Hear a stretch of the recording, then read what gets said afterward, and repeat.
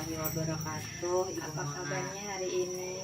Alhamdulillah baik. Ya, terima kasih banyak. Yang pertama-tama saya ucapkan kepada Ibu Dewi telah meluangkan waktunya pada hari ini. Tujuan saya kesini hari ini mungkin saya ingin lebih banyak mendapatkan pembelajaran dari Ibu Dewi tentang pengambilan keputusan berbasis nilai-nilai kebajikan. Sebagai pemimpin kan Ibu Dewi sudah lama menjadi kepala sekolah, mungkin lebih banyak, tetapi lebih banyak pengalamannya tentang mengenai pengambilan keputusan ya Bu. Iya, ini terkait tugas saya sebagai guru penggerak pada tugas modul 3.1 ya, tentang tadi mengenai pengambilan keputusan. Nah, di kesempatan ini mungkin saya nanti memberikan beberapa pertanyaan untuk Ibu. Langsung saja ya Bu. Yang pertama, selama Ibu menjadi kepala sekolah, mungkin apakah Ibu pernah mengambil keputusan yang sifatnya kedua permasalahan itu benar dan benar, tetapi Ibu harus mengambil satu keputusan atau yang disebut dengan dilema etika. Apakah Ibu seperti itu? Sering. Jadi sering ya Bu. Kemudian dari permasalahan yang Ibu ambil itu, keputusan yang Ibu ambil itu, bagaimana cara Ibu untuk mengidentifikasi permasalahan itu? Apakah itu merupakan suatu dilema etika atau itu adalah suatu bujukan moral?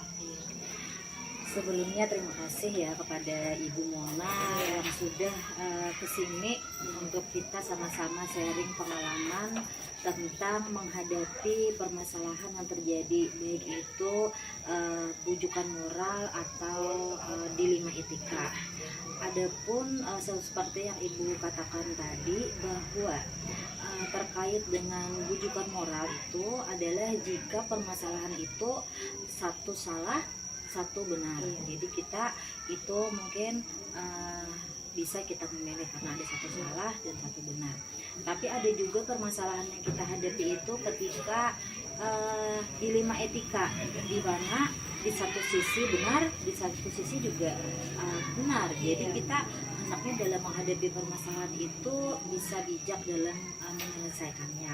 Bagaimana kata Ibu tadi dalam mengidentifikasi permasalahan itu adalah mungkin kita bisa cross check dulu tentang kebenaran permasalahan yang terjadi, kemudian bisa bertanya dengan pihak-pihak yang terkait, kemudian bagaimana permasalahannya sehingga kita bisa mengambil keputusan dan bisa membedakan apakah itu dilema etika ataupun bujukan moral, sehingga kita bisa memilih atau menyelesaikan masalah itu dengan bijak, dengan mempertimbangkan pihak mana yang banyak merugikan, apakah itu untuk kepentingan orang banyak atau hanya untuk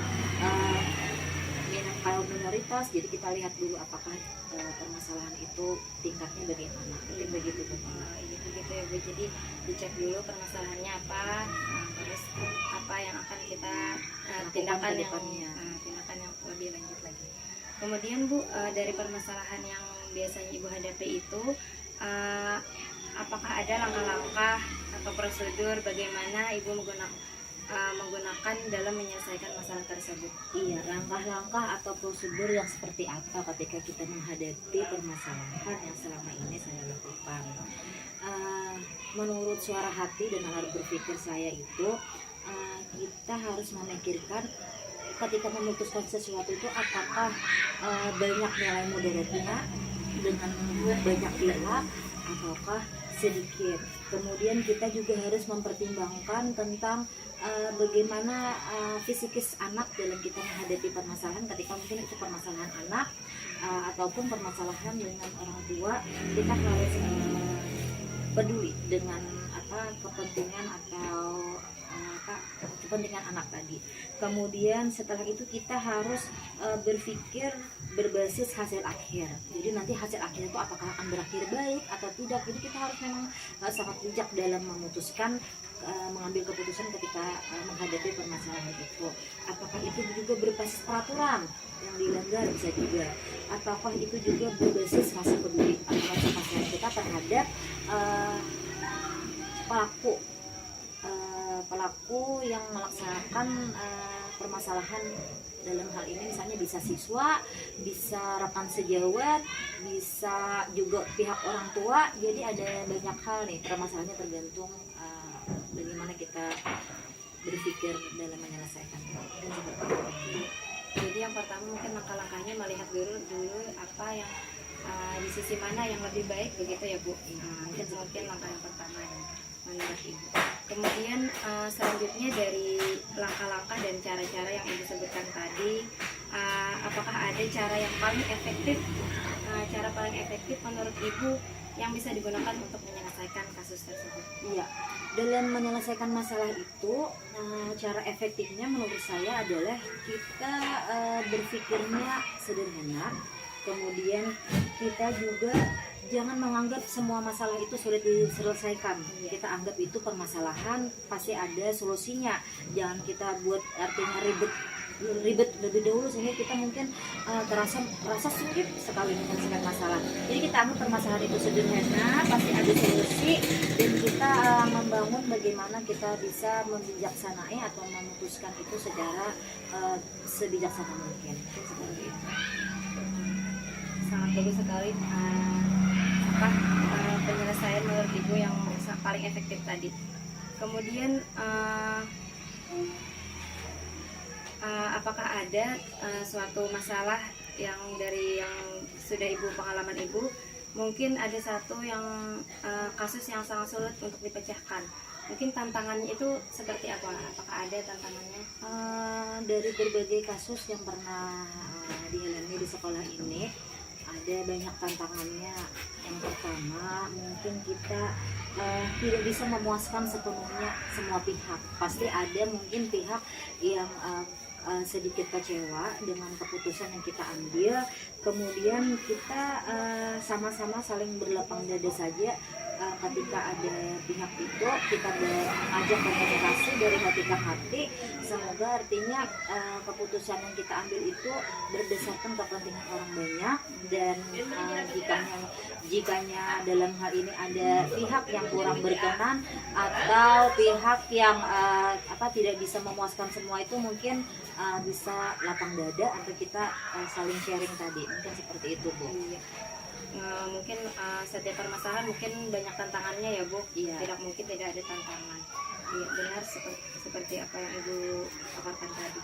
Kemudian untuk penyelesaian suatu masalah, apakah Ibu mempunyai jadwal tertentu untuk menyelesaikan masalah, atau langsung saja Ibu menyikapi permasalahan yang Ibu hadapi? Ketika terjadi permasalahan itu, kita kan ada mungkin sebelum memutuskan sesuatu, kita bisa berkoordinasi dulu, baik itu dengan teman rekan sejawat ataupun dengan pihak anak, saling dengan anak atau pihak orang tua, sehingga kita bukannya ketika mendapatkan masalah itu kita tidak menunda-nunda menyelesaikan masalah itu, karena mungkin kalau kita menunda, kita akan masalah itu makin melebar. Jadi ketika menghadapi masalah, langsung saja kita berkoordinasi untuk sesegeranya menyelesaikan permasalahan yang kita hadapi bersama, supaya segera dapat solusi terbaik dari permasalahan kami. Iya, jadi tidak ada jadwal tertentu ya Bu? Ya, tidak ada. Tapi sesuai dengan langkah-langkahnya yang Ibu kerjakan. Ya, kemudian selama ini apakah ada faktor-faktor yang mempermudah Ibu dalam menyelesaikan permasalahan, atau apakah ada faktor-faktor untuk pengambilan keputusan Ibu yang terjadi pada saat ini? Iya, ada banyak faktor yang mempermudah dalam penyelesaian permasalahan. Mungkin secara garis besar 3 dalam penyelesaian masalah. Yang pertama, kita mungkin mengatur komunikasi yang baik itu dengan siswa, rekan sejawat, ataupun dengan warga sekolah yang mungkin bermasalah dengan kita. Jadi mengatur komunikasi. Yang kedua, kita mengelola emosi yang baik, dan mengelola emosi dengan baik ketika menghadapi suatu permasalahan. Jadi ketika kita menghadapi permasalahan itu, kita jangan langsung emosi atau menggunakan kata-kata yang tidak sopan.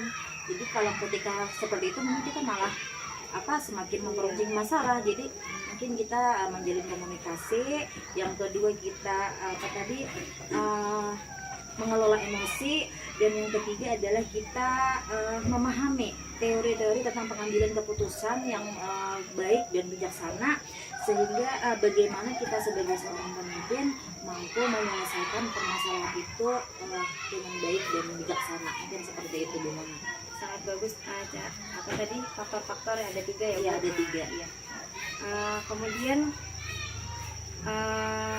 dari semua yang Ibu paparkan tadi mengenai pengalaman Ibu mengambil keputusan di Lima Etika, Iya. kemudian strategi ataupun langkah-langkah yang Ibu ambil dalam pengambilan keputusan, kemudian tadi ada kendala-kendala atau tantangan, kemudian dari semua itu apa yang mungkin menjadi pembelajaran bagi Ibu diri pribadi, kemudian untuk lembaga Ibu ataupun semua pihak yang terkait, mungkin ada pembelajaran yang Iya. dapat Ibu ambil.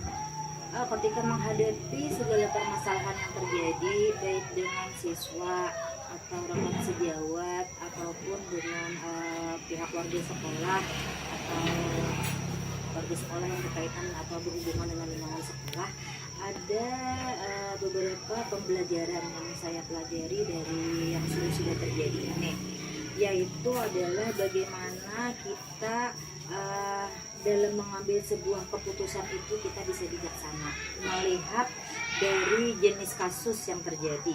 Jadi itu adalah kita mengidentifikasi pembelajarannya, kemudian kita juga bisa melakukan deteksi awal atau penyelesaian awal dengan berkomunikasi dengan siswa atau sejawat atau tadi warga masyarakat yang bermasalah dengan kita. Kemudian kita bisa melakukan pengujian benar atau pengujian benar lawan benar untuk dapat menentukan paradigma apa yang kita akan pilih untuk bisa mengambil keputusan, sehingga keputusan yang kita ambil itu tidak merugikan baik itu kepada siswa, kepada rekan sejawat ataupun kepada warga sekolah. Mungkin seperti itu. Iya, terima kasih ya Bu.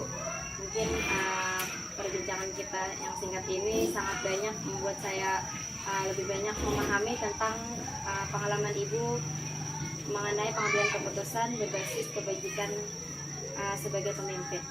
Iya, terima kasih Iya. juga Bu Mona sudah main ke sini, Iya. perdana ke sini ya Iya. Bu Monanya. Iya, Sangat iya, banyak yang dapat saya ambil dari perbincangan kita hari ini Bu. Semoga ada sama-sama belajar aja Bu Iya. Mona, sharing ya gitu, Iya. mungkin sharing lebih tepatnya. Iya. Terima kasih Bu. Lain kali kita bertemu lagi. Iya, Bu Mona, terima kasih Bu Mona. Iya, Waalaikumsalam warahmatullahi wabarakatuh.